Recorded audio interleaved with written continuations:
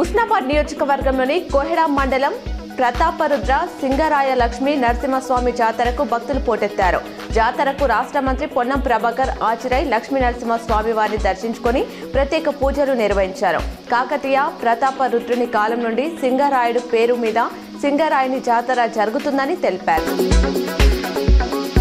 ఉస్నాబాద్లో రాష్ట్ర మంత్రి పొన్నం ప్రభాకర్ సుడిగాలి పర్యటన చేశారు. పలు అభివృద్ధి పనులకు శ్రీకారం చుట్టి మహిళలకు చీరలు, వడ్డీ లేని రుణాలు పంపిణీ చేసి ఇందిరమ్మ ఇళ్ల పత్రాలు అందజేశారు.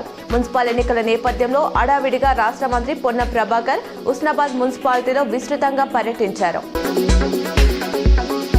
రామగుండం మున్సిపల్ కార్పొరేషన్లో ఎన్నికల ప్రచారానికి ఎమ్మెల్యే ఎంఎస్ రాజ్ ఠాకూర్ శ్రీకారం చుట్టారు. గోదావరి కని 2 ఇంక్లైన్ గేట్ మీటింగ్ కు హాజరైన కార్మికుల సమస్యలను అడిగి తెలుసుకున్నారు. గని కార్మికుల ఆత్మీయ పలకరింపులతో రామగుండం ప్రాంతం బొందలగడ్డగా మారడానికి గత బీఆర్ఎస్ ప్రభుత్వం కారణమని ఆరోపించారు. జగిత్యాల ఎస్కేఎన్ఆర్ ప్రభుత్వ ఆర్ట్స్ అండ్ సైన్స్ కళాశాల యాజమాన్యం, అధ్యాపక బృందం మంత్రి అడ్లూరి లక్ష్మణ్ కుమార్ ను మర్యాదపూర్వకంగా కలుసుకొని కళాశాల సమగ్ర అభివృద్ధికి సంబంధించిన వినతి పత్రాన్ని సమర్పించారు.